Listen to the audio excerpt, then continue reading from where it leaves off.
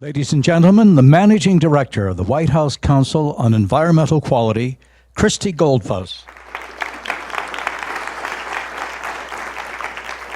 Good morning, everyone, and welcome to GreenGov Symposium 2015. I feel a little self-conscious being behind the podium today. I am a theater major and went to Brown University, as did our leader, Kate Brandt. So Frank criticized the podium this morning, but we have a lot of announcements today, and so I'm going to stick to my script here. But first, Frank also stole one of my usual questions, which is to get a sense of the audience. And I couldn't see from back there, but I just want to get a sense for how many federal employees are out in the audience. So if I could ask you to do the hands again, let me just see. Great. Kate told me it would be about 2/3, and it looks like that's who we've got today. I just want to say thank you, all of you, to our partners, and especially to the federal government employees that we have in the room. I know there are quite a few of you, and really, you are the leaders, you are the heroes that Frank's talking about, who are really going to set up the president's legacy far beyond this administration. And I want to say thank you very much for being here today, for being leaders, and for taking sustainability so seriously. We're all here for the same reason, because we believe, like President Obama does, that we have a responsibility to ensure a healthier, cleaner, and safer world for future generations. That's why this administration has made addressing the global threat of climate change a major priority. And we've made great strides in cutting greenhouse gas emissions, transitioning to clean energy sources, and improving energy efficiency across the economy. To make this kind of progress, we've had to set some very ambitious goals. There are plenty of examples, from new fuel economy standards to make sure cars and trucks go further on a gallon of gas, to aggressive economy-wide greenhouse gas reduction targets set in a historic joint announcement with China last year. We've done all of this because we know that when we set ambitious but achievable goals and work closely with partners across sectors, we can meet them. And that means really big results, big benefits for our communities and for our businesses. So we've applied this approach to the federal operations too. Since the administration began, federal agencies have stepped up to become more sustainable, from cutting emissions and water use, and to upping the share of electricity coming from renewables. When we do this, we can have pretty broad impacts. That's true for a couple of reasons. First is kind of obvious, is the sheer size and scope of the federal government. We're the single largest energy user in the United States economy. We own and operate 360,000 buildings and 650 fleet vehicles. That's a pretty large footprint. Second is the amazing platform we have to lead by example. Our footprint is sustainable, but our influence is as well. Businesses and organizations across the economy are working to cut emissions and improve efficiency, and they're focused on strengthening their bottom line. So we can demonstrate how making smart, sustainable choices can actually save money. Since the administration began, federal agencies have stepped up and taken the steps necessary to meet the president's goals. And just a few months ago, the president directed agencies to meet new, aggressive targets. You saw several of the sound bites from that announcement. His executive order will cut the federal government's greenhouse gas emissions 40% over the next decade from 2008 levels. It will also increase the share of electricity the federal government consumes from renewable sources to 30% by 2025. These are tough goals, but working with partners and stakeholders like all of you in this room, we know we can meet them. And today, agencies are releasing their sustainability scorecards, which show that we continued to make progress over the last fiscal year and are on track to meet the president's new aggressive goal. Kate Brandt will go into some of the details of what our progress looks like so far and where the new executive order will take us, but I do want to mention just a few key points. First of all, we've already cut greenhouse gas emissions by 17.5% since 2008. That's already saved us $1 billion. And when we hit 40% in 2025, we will have saved $18 billion in avoided energy costs. A piece of those emissions reductions will come from progress with our federal fleet. President Obama's goal is to reduce the per-mile emissions from federal fleets by 30% over the next 10 years, and that's from 2014 levels. So there's more work to be done there, and I'm happy to announce that the White House is doing its part. The White House vehicle fleet will now include more fuel-efficient and alternative fuel vehicles. Because of this update, 25% of the replaced fleet will be hybrid electric vehicles and will reduce emissions by roughly 40%. On the renewable energy side, since the start of the administration, we have tripled the share of federal electricity that comes from renewable sources. And that's because agencies have invested in wind and solar power, launching projects through initiatives like the Capital Solar Challenge, which calls on federal agencies and military installations to deploy more solar at federal rooftops, covered parking, and open land here in the National Capital Region. Back in April, I grabbed a shovel myself and helped break ground on the first project launched under the challenge, a 15-megawatt array at Fort Detrick in Maryland. And today we're making even more progress through this challenge. I know that the Navy has an exciting announcement on that front, and our friend Secretary Mabus will share that later today. And in partnership with 6 other agencies, the General Services Administration is launching a new procurement project that will bring up to 3 megawatts of solar across 18 buildings here in Washington, D.C. This is the kind of leadership that's helped increase our clean energy use and cut emissions. And these solar projects are a window into the incredible progress that's been made on solar since the president took office. For example, solar electricity generation has increased 20-fold, doubling last year alone, and the cost of solar continues to fall as a result of investments in research and manufacturing innovation. That's why the Department of Defense is partnering with the White House, another announcement here. The Department of Defense is partnering with the White House to initiate their own challenge for the privatized units of the houses for military families. Already about 72 megawatts of solar energy infrastructure has been installed on more than 60,000 of these units, and that's a huge number. The Department of Defense is doubling down on this progress. Through the privatized Housing Solar Challenge, DoD will convene the companies that own the housing units to share best practices and encourage them to set goals to increase the amount of solar generated on privatized military housing through the end of next year. Just as federal progress saves taxpayer dollars in the long run, the Housing Challenge will save military families money on their energy bills. It's also helped make their communities more energy secure. The last point I want to highlight on our progress so far is that we've cut water use in federal buildings another 2% since last year, bringing us to a total reduction of 21% since 2007. And under the president's plan, we'll keep it up. You can expect to see 2% reductions each year through the next decade. That's more than just a number, especially when we see the headlines these days with folks in California and much of the West suffering from historic drought. The federal government's efforts to conserve water really matter on the ground. So not only are we getting closer to meeting our goals, we're also having a positive impact on Americans' lives.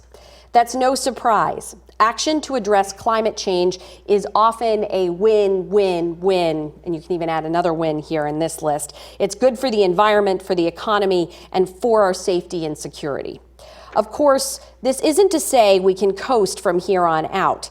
There's a lot of work to do, and that's where you all come in. There's a lot of work to do in the next 18 months, but there's also much more work to be done after this administration leaves, and we're hoping that you will all keep it up. Thank you for your partnership so far, and everyone on my team at the Council on Environmental Quality is eager to continue this partnership as we move forward. I know that's true for your agency leadership as well.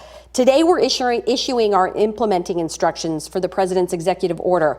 It's sort of a manual for agencies, and this has been a ton of work to implement to update the previous implementing instructions. And I'm happy to say I signed this just as I was leaving the office. So you will have your how-to manual. Agencies will want to continue working closely with their teams and stakeholders to make sure they're making the best possible decisions and staying on track. So thank you in advance for that, and thank you for all the work you've done to help ensure the federal government is leading by example. We're here in the fourth quarter of the president's administration, But I hope you know that this work, your work, will have impacts long, long after his final day in office. We're changing the way the federal government does business. Quite simply, I'm going to say that again, we're changing the way the federal government does business and hoping that that has ripple effects across the country. We will leave a stronger planet, a healthier, cleaner, and safer world for our children and grandchildren. Thank you again. And now I turn it over to your fearless leader, Kate Brandt. Would you please welcome the Federal Chief Sustainability Officer with the White House Council on Environmental Quality, Kate Brandt.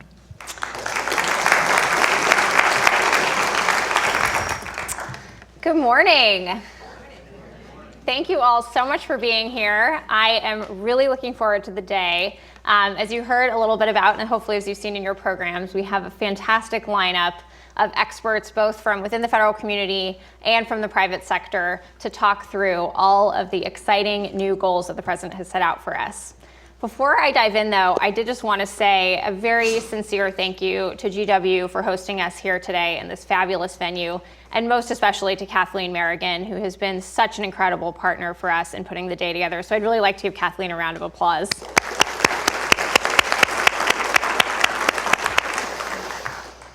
So, of course, as Christy mentioned, President Obama has made clear that addressing the impacts of climate change is truly an all-hands-on-deck effort. And as I'm sure you've seen, just over the weekend, the G7 leaders met and really re-emphasized the economy-wide commitments that are going to be required to take this on, including the president's commitment from November, the 26 to 28% economy-wide emissions reductions. And as Christy said, what is critical is that we, in our own operations, in those 360,000 buildings, those 650,000 fleet vehicles, the $445 billion we spent on goods and services last year, that we are truly leading the way and leading by example. And so I really think that's what we're here to do today. We're here to talk about what we've already been able to achieve, how do we work together between federal agencies and private partners to aggressively continue moving forward and really build on the very strong progress that we've already made.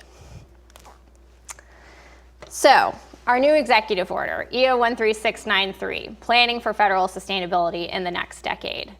We have key pillars of this EO, all of which we'll get the chance to dig into further throughout the course of the day. But as you can see, this strategy, getting to that ultimate 40% GHG reduction target, has some really key aspects to it. Energy efficiency, utilizing more clean energy, making our fleet more sustainable, and reducing our water consumption. And as I said, huge progress already.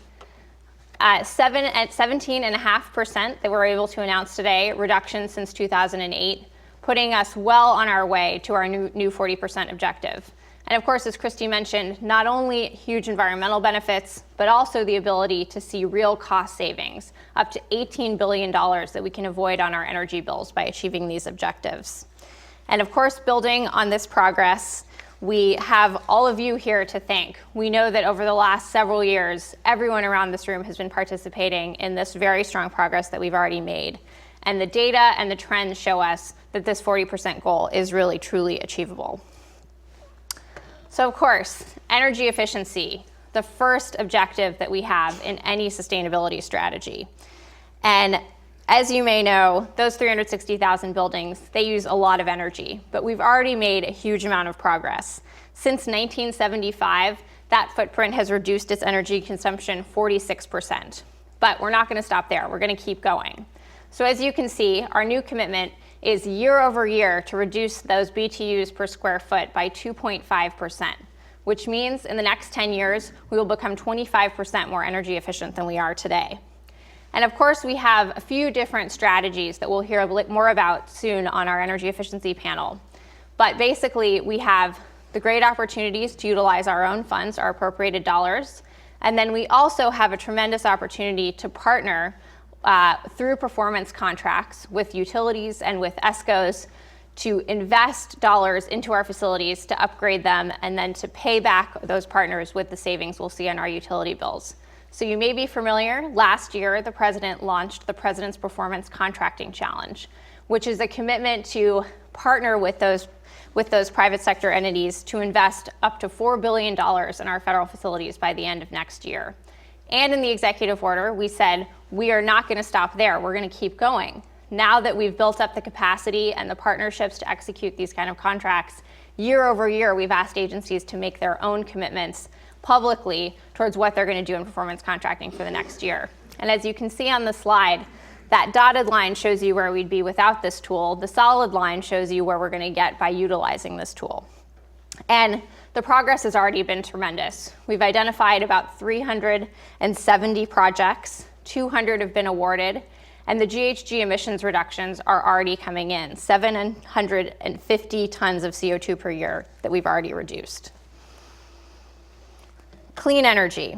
So this is an area where we have done a few new things for those of you who've been following these goals for the past several years. Here we've set this goal of a 25% consumption of clean energy across all of our energy use. So that's both our electric and our thermal energy consumption. And there we have the ability to encourage our federal agencies to not only continue driving hard on renewables, as Christy mentioned, the huge progress we've already made, 9% of our electric energy consumption coming from renewable sources, but also considering, in addition to the solar and wind and geothermal that we're utilizing, also looking at other zero carbon and low carbon solutions, such as waste heat, combined heat and power, fuel cells, and the other technologies that are going to help us achieve a lower carbon portfolio. So with that, I wanted to mention a few exciting projects that we've already seen, many of which we are able to announce today. Of course, the fabulous announcement of the GSA's RFP being issued for the Capital Solar Challenge, 18 more federal roofs in the district that are going to have solar on them. Tremendously exciting, and a huge thank you to GSA for all of their hard work and to all of the agencies that have partnered with the GSA to make this happen. Many of you I know are here today, so thank you for your leadership on that. And it seems like pretty much every week we have new announcements on the solar front. I know we'll hear another one from Secretary Mavis later today.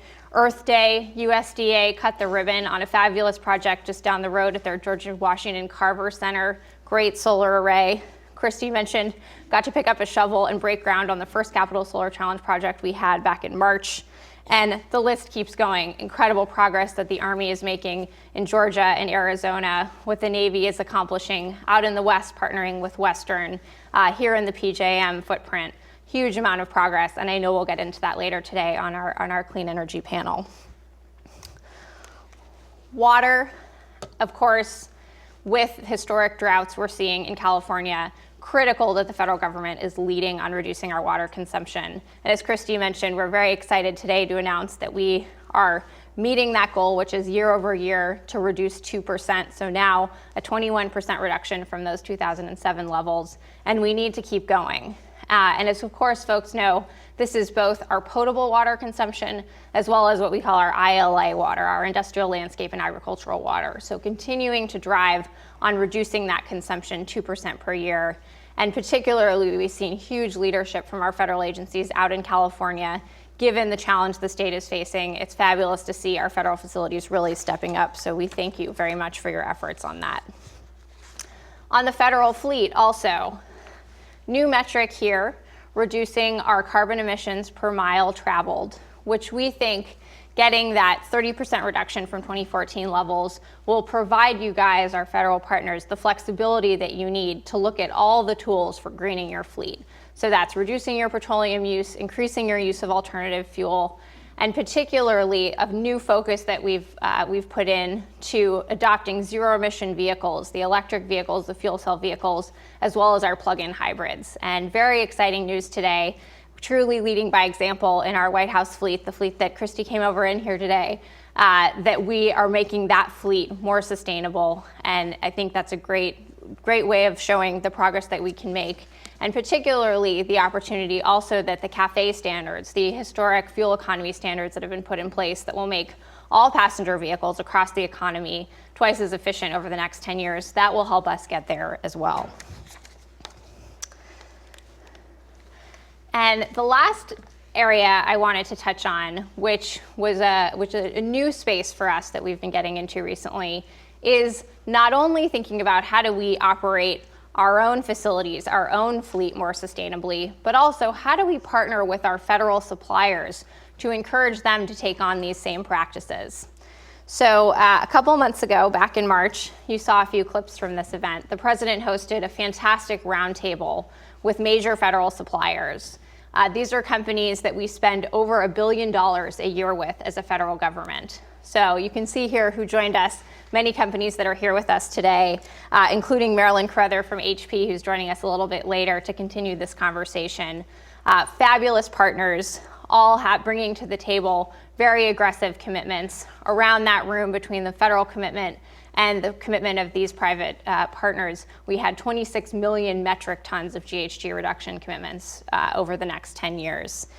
And we don't want to stop there. So we've done a few other things on supply chain. You may have seen in conjunction with this event on March 19th, we released a new scorecard. So as you heard today, agencies are releasing their FY14 scorecards. We've also introduced a new scorecard that's now up on the CEQ website. And what this scorecard will track annually is all those companies, all our major suppliers that we spend over $1 billion a year with, there's about 43 of them. How are they doing on sustainability? Are they publicly disclosing their greenhouse gas emissions? Have they publicly set GHG reduction targets? So check out the scorecard. It shows a lot of leadership, and it also shows opportunities for improvement. And we're excited to continue that partnership with our federal suppliers. So with that, I just wanted to again say a huge thank you to all of you. This is truly a partnership and a journey that we're all on together. Every single federal agency, all 50 of you represented here today, and the many more that are tuning in on the webcast, you, along with our private partners, are truly leading by example. So we are thrilled with the progress that we've made, and we're excited to continue this journey with you over the next 10 years. Thank you so much. And now the Executive Director of Sustainability at the George Washington University, Kathleen Merrigan. You want me to sit here? Hello, everybody. So now it's Q&A time. We've had some really exciting announcements. Yes. Wow. Our president of GW, Steve Knapp, always likes to say we need to practice what we teach. I like so that. Same concept here, Yeah. so wonderful. So you've heard from Frank Sesno this morning. If you have questions, you got note cards. You can pass them to the aisles. They're being collected. And we're also taking questions on Twitter today using the hashtag GreenGov. So our live stream audience, here's your opportunity. We've got our leaders here in the government for sustainability ready to answer questions about their very great new announcements. They're implementing manual for the executive order, which if you haven't already read, you can link to from our website, www.greengov2015.org. It's very ambitious, and there are a lot of metrics in it. So I think we're going to be talking about those challenges throughout the day. So let me begin by asking a question, because I know someone's going to bring me questions at some point. What do you think is going to be, and I'll direct this to both of you, what do you think is going to be the biggest challenge for our federal managers here in the audience and on the live stream? What's going to be the biggest challenge for them in the next 18 months when you two are at the helm trying to lead the way? What is it that you know is going to be really challenging, and what is it that you can say that encourages our team in the face of those challenges? Yeah, absolutely. We've heard as we were pulling the implementing instructions together, and we've talked to many folks in the federal family, one of the big problems that some of our friends in the federal family run into is convincing their leadership that spending the money on the front end to take some of these sustainability steps is worthwhile. So we know we have some folks that are really leading the pack. You're going to hear from Administrator McCarthy in a little bit. Clearly EPA, no surprise, is sort of top of the heap here, as is GSA, but then we hear from folks at HHS and other agencies where it may not be as core to their mission or as obvious to them in the first case that this is in conflict with their bottom line. So I think we are working with our friends at OMB and across the federal government to really figure out how we address those challenges and how we can help show that really we have proven time and time again that this is not in conflict with your budget needs, that this really is about savings in the long run and more than worth it on the front end. Yeah, I think that's a great point. And I would build on that in saying another area that I think is both a challenge but also presents a huge opportunity is how do we expand training across the federal workforce on the value proposition of investing in sustainability. And so, of course, all of you today, you are our leaders, you are our committed professionals who have been doing this work day in and day out for years.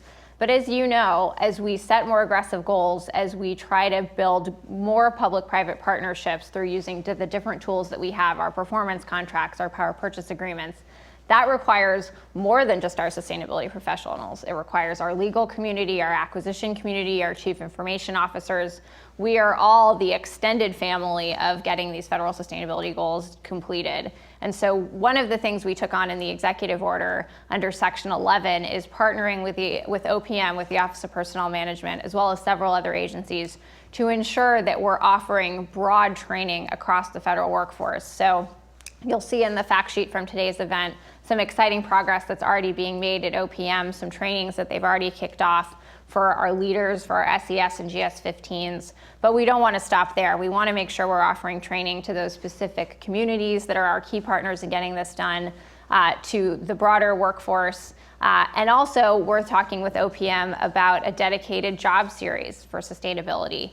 And ensuring that there's a career path. I know I was talking with some folks this morning about the degree programs here at GW where people are studying sustainability. How do we create career paths for the great students here at this university so they can be a part of this mission moving forward? So I think that's another area we're really excited about.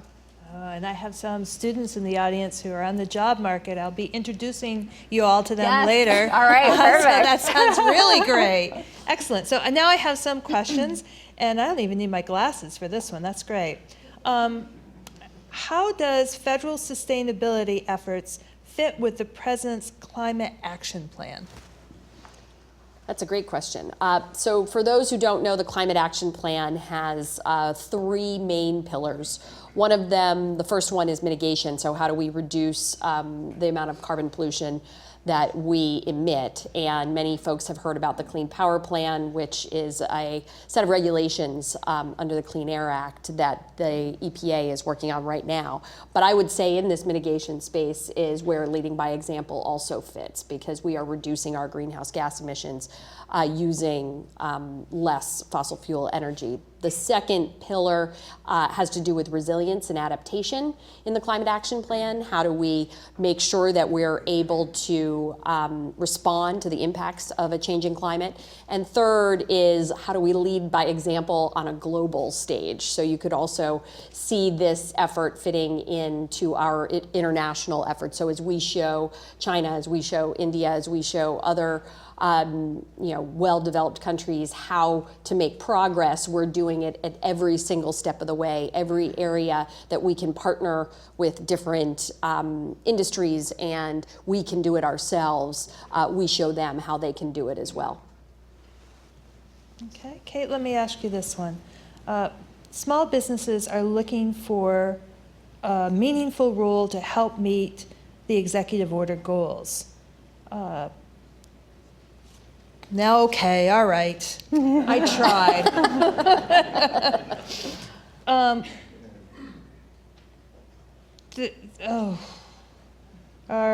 So are there opportunities created for small business involvement in what you all are announcing? Absolutely. No, that's a great question. So of course, across federal procurement, we place a huge priority on partnering with small businesses. Small businesses are key to all the work that we're doing across federal government, and I think sustainability is no exception to that. So one thing that we have done is we've worked with agencies to see certain renewable RFPs that have go out as 100% small business set-asides. So for example, the Department of Navy did a fabulous solar project out in Hawaii in a multiple award contract. That was 100% small business set aside. Similarly, here in the PJM footprint, GSA put out an RFP last year for grid-based renewable power. Again, 100% small business set aside, fabulous projects that came in that are going to be worked on under that effort.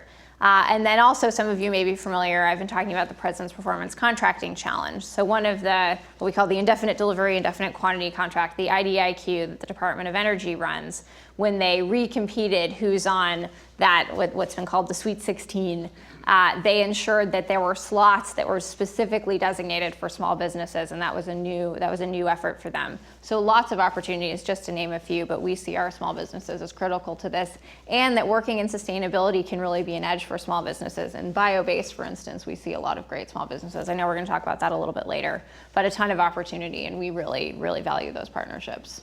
Excellent, thank you. Christy, the executive order seems to prioritize greenhouse gases over health. Will new guidance be developed to make health goals explicit? Prioritizes greenhouse gas over health. That's interesting. I guess you can challenge the I notion. think I'm going to challenge the premise of the question there.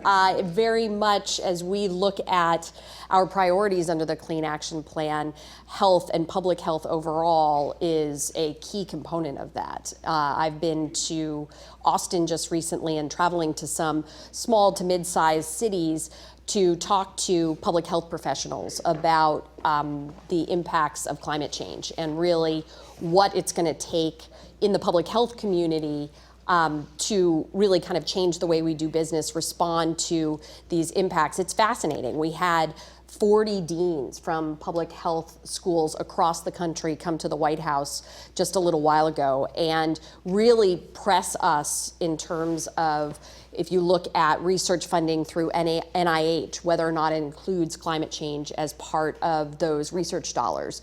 How are we looking at curriculum? How are they looking at curriculum and incorporating climate change into public health? So I would say that focusing on greenhouse gases is really a target that we know is achievable and measurable and will have implications across many, many different sectors of the country and the world. And public health is one piece of one part of that in resilience and one part of the bigger picture. So I would not say it was left out, and it is certainly a major focus for us. I do not believe the implementing instructions will be a place for us to really dig in, but Kate's nodding her head, so maybe there is a spot there. Absolutely. So the place where we're specifically looking at this issue, and this is, I think, a new arena for us, is folks probably are familiar with the guiding principles for federal leadership in high-performance sustainable buildings. This is a tool dating back to 2008 that under the EO we committed to update. So not a lot in the implementing instructions yet, but we've committed to update that document, get that out in August. And one of the new areas that we've committed in the executive order to make sure we're including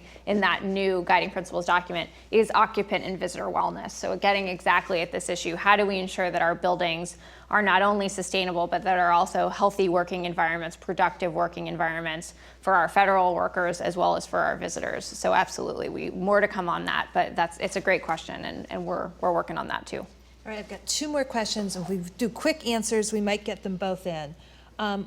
First, we have talked for years about having government senior leaders required to have some energy management credentials and training. The EO requires such, but what are the metrics to assure this happens? Sure. So as folks may know, we now have every federal agency has been asked to designate a chief sustainability officer. And many of you are here in the room today. And of course, you are our key partners on the ground in your agencies.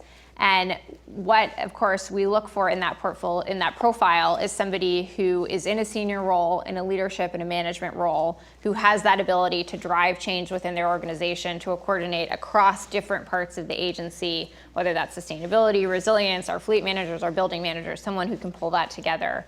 But also someone who we really ask to be a leader, to be a driver. So that's what we're looking for in our CSOs. And then I also talked a little bit more about the other training that we're doing in the job series. So lots of different avenues. Great. Chrissy, really complicated question, and we're running out of time, but I'm still going to ask it because it's a good one, and we can carry on through the day about this. What are key focus areas for increased energy security at federal facilities? Combined heat and power, storage, renewables, efficiency? Yes. All of the above. All of the above, right, for sure.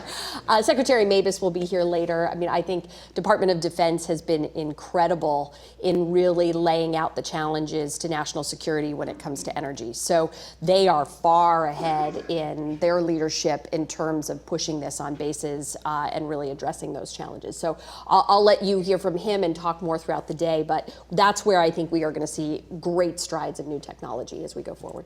Great. Kate, do you want to add anything to that? Yeah, no, I think that's right. I think we'll hear from Secretary Mabus, who I'm biased, he's my old boss, I have to say. I think across DoD, but Navy in particular, is doing fabulous work in this space and really thinking about kind of the next frontier is how do we pair the great commitment that DoD has made, that 3 gigawatt commitment, and bringing in that resilience benefit. So how are we ensuring that there's direct connections if we're doing renewables on site? How are we pairing with storage? Frank was mentioning the State Department project that's pairing with storage. How do we look at, as we're making efficiency upgrades, thinking about how we also make our buildings more resilient? So I think throughout the day, a subject we can get into, but a huge amount of opportunity in a very important area for us right now. Excellent. Well, ladies and gentlemen, these two women are leading the way to a greener federal government, and I would hope that you could join me in enthusiastic applause. So as we depart stage, and as a big fan of the First Lady, I think it's time to have an early morning stretch. We have a video, 4 minutes 17, so as the First Lady says, let's move.